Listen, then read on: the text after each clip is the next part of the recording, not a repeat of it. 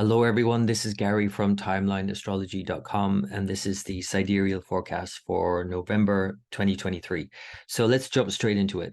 We have a lot going on in November. It's sort of like a continuation of October and what's been triggered with the eclipses. And I guess you could say any month is a continuation of the previous month. No month exists in a vacuum, but I think that November's transits are volatile because of what also happened in October. They're volatile on their own anyway, and I'll show you that. But together with what we saw in October, I think it's just furthering that. So the new moon is on November 13th. It's in Vishaka lunar mansion, and the full moon on November 27th in Rohini. This is sidereal Libra and Taurus, Venus's signs. And Venus, throughout this whole period in November, is moving into its sign of fall, its sign of debilitation, Virgo. And not only that, it's conjoining the South Node Ketu by the end of November. So we're seeing a fallout from everything that's happening, of course. We're really on the precipice. I would say we're on a knife edge in November globally. And I think that it could really escalate to the point where it might feel like it's a dire situation beyond any kind of rescue.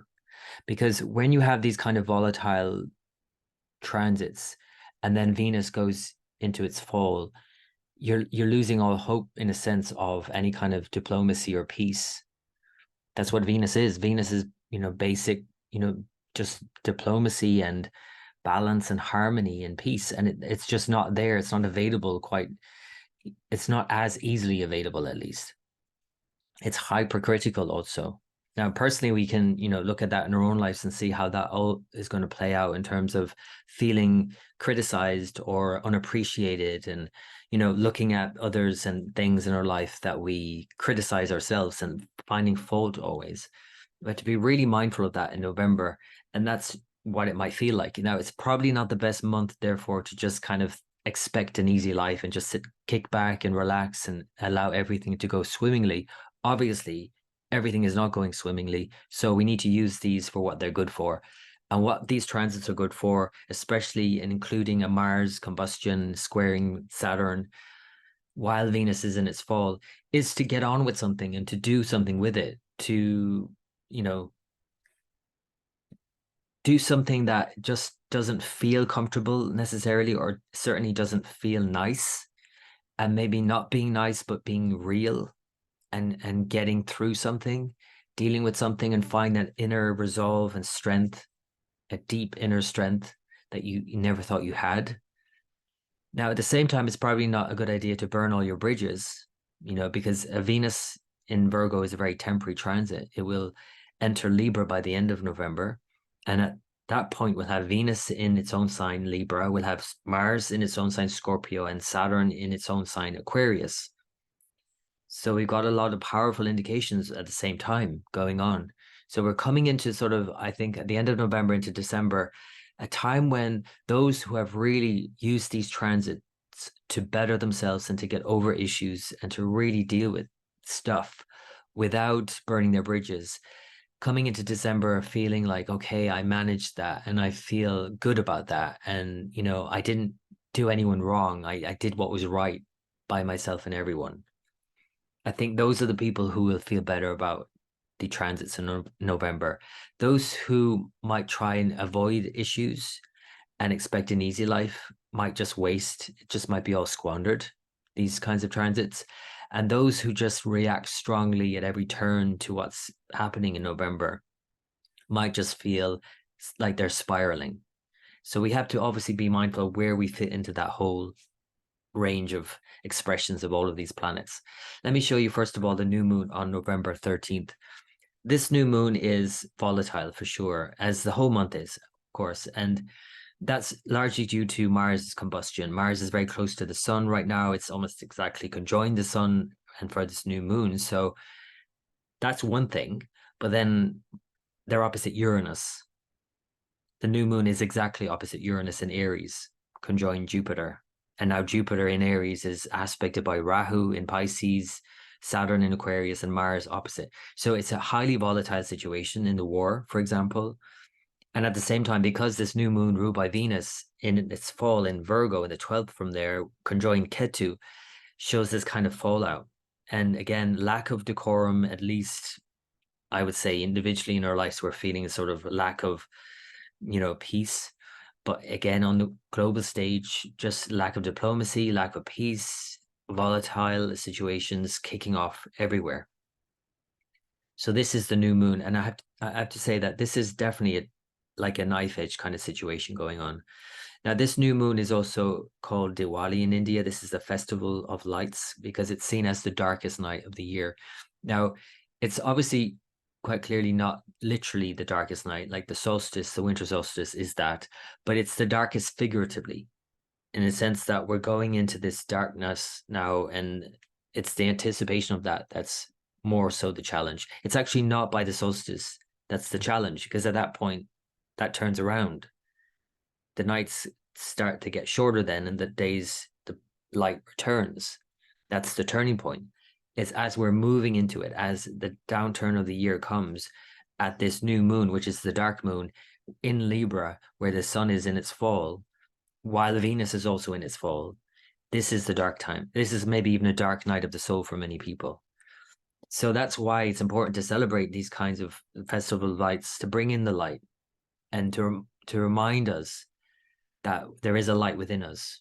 The lights, that we use in festivals like that, they're just a reminder. It's not it. It's a reminder of that inner light. And, as cliche as it might sound, it's only during these dark times that we search for that we look for that soul, that spirit within us.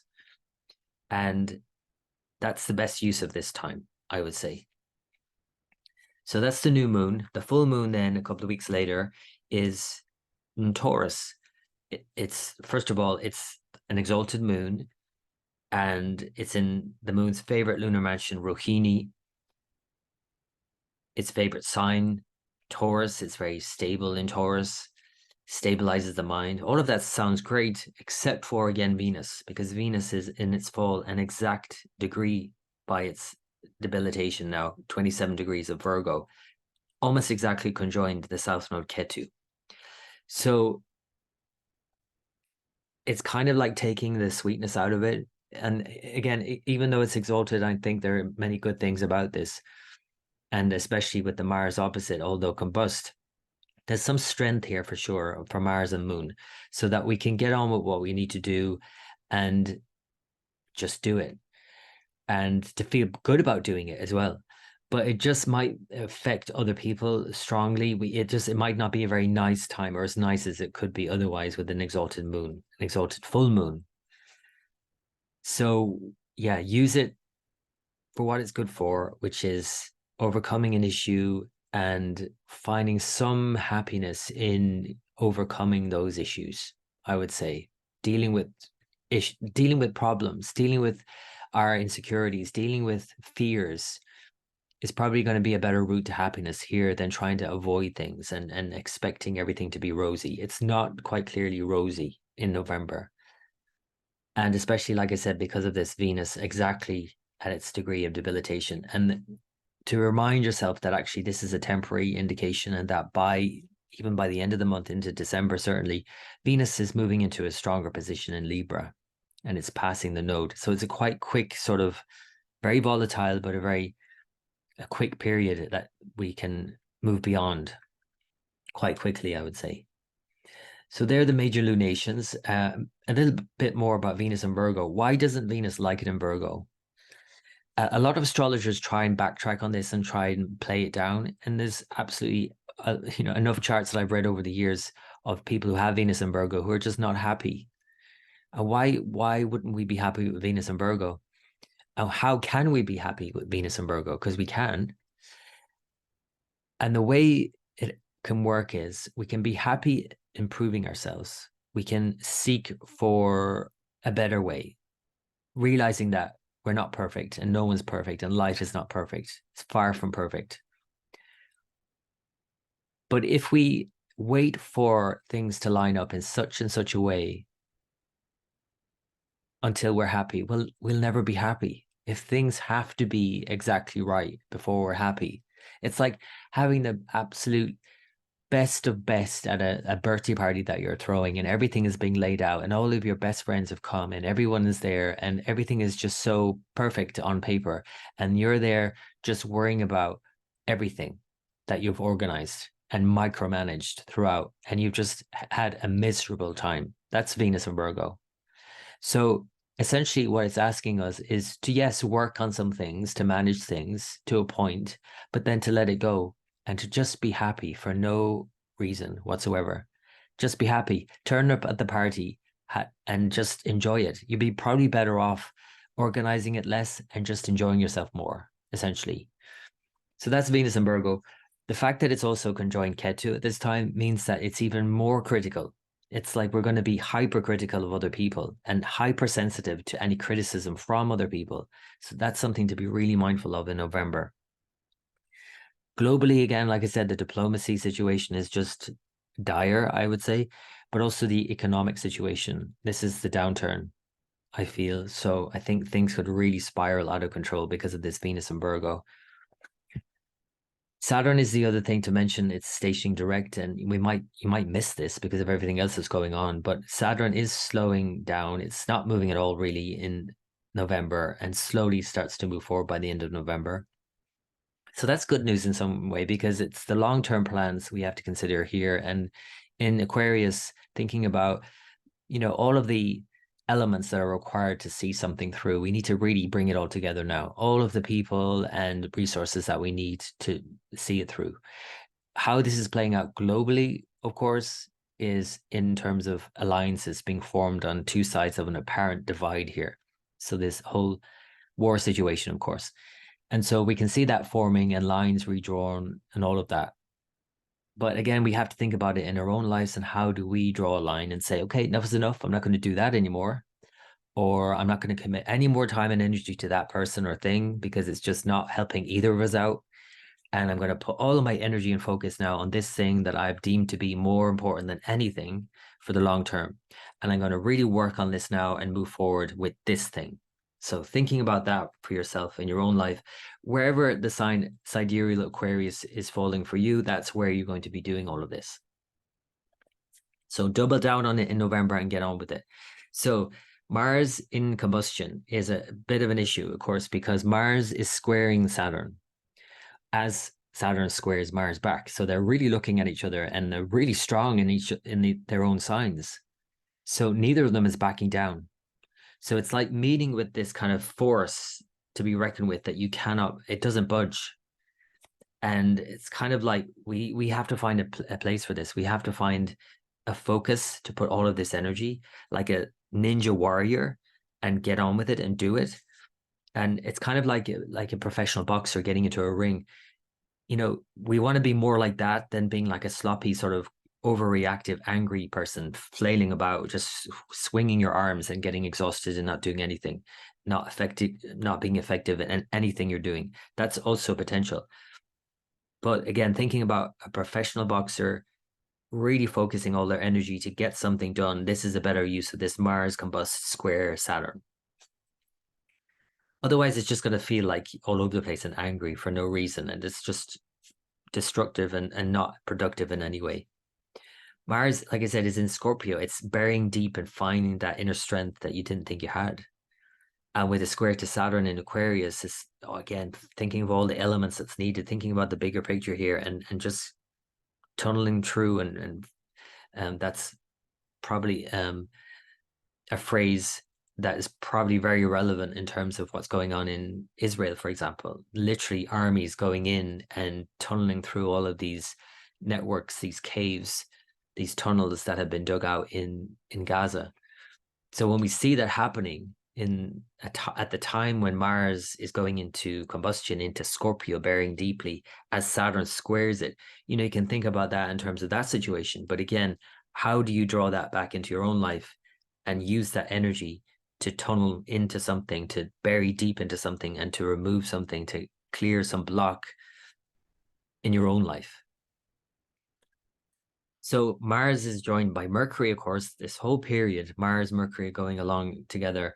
And that just adds further volatility, of course. And Mercury does move on though into Sagittarius, but it will backtrack into Scorpio by December as well, end of December. So Mercury is kind of doing this weird thing with retrograde in December into the new year, where it's really going to get stuck in the mud, I would say. And stuck in Scorpio, Mercury in Scorpio is great for, researching something deeply, but it feels stuck. And conjoined Mars and the Sun, all of that in Scorpio, it's like a lot of this kind of stuck energy essentially. And again, we're better off using it to bury deep into ourselves to overcome issues and not to see necessarily procrastination as a bad thing. Because sometimes we, despite what I'm saying about we really need to use this energy and like pummel through it. Procrastination isn't always a bad thing if we just have to kind of wait on something, for a while and then build up our energy reserves again to kind of go for it again. Instead of thinking of it as procrastination, perhaps thinking about it as more as, fueling up again, emotionally. I mean, obviously, emotionally, just recharging yourself to be able to deal with something again. There's definitely a lot of strengths here, despite the complications and the volatility. The sun is out of its debilitation now into Scorpio by mid-November. Mars combust in Scorpio, Mercury from Scorpio into Sagittarius. A lot of new energy kind of, and it's almost like, again, if you use the time in November to bury deep into yourself and pull out something you never thought you had, you're going to feel a lot better about yourself afterwards. With all of this going on, the nodes are either moving or about to move in November, depending on whether you use the mean or true node. And there's a whole month difference here between 30th of October, 29th of November. And this is a good exercise for us all to kind of see, do we see a difference in our life with the nodes moving? Is there evidence in our life through events or how we feel, or maybe more obviously watching it in other people's lives, because we can be more objective about other people. The nodes are, unconscious. They're shadows after all, they're eclipses. But either way, even if whether they move or not, they're hanging out at the edge of signs. So whether it's the first degree of Aries, Libra, and the war situation, or the last degree of Pisces, Virgo into November, we're at this kind of knife edge, essentially. And it's making everything so uncertain for everybody, together with everything else that's going on. And although it's like this real endings and beginnings and endings and beginnings and this kind of turnaround and then back around again, it's like confusing as hell. I think if we individually, personally, again, observe this shift in ourselves and how we can look at now the signs Pisces and Virgo, sidereal signs, remember, and how the changes that are going to happen in these areas of our life, how we can get on the same page from the get-go, not to waste any time, but to recognize the changes that we have to make here, the evolution that we're about to undergo. So that's the nodes in Pisces, Rahu and Pisces, Ketu and Virgo. I've written a whole article about this if you want to check it out on timelineastrology.com, as well as sign-by-sign forecasts and how this is all going to play out for each sign. Make sure to keep an eye on your own sign, starting with your rising sign, especially with the nodes. I feel like you really need to focus on the rising sign first, because it's hard to be objective about these things. And from the moon sign, it's a bit harder, they're shadows after all. There are blind spots. So you can check out that article on timelineastrology.com. Before I leave it, I want to remind you all that I have a magazine coming out in December for patrons, which will be released in 2024 for the public. This is the 6th edition of Timeline Astrology magazine, and this one is all about aspects in Vedic astrology. And I have a few different astrologers write really great articles on aspects.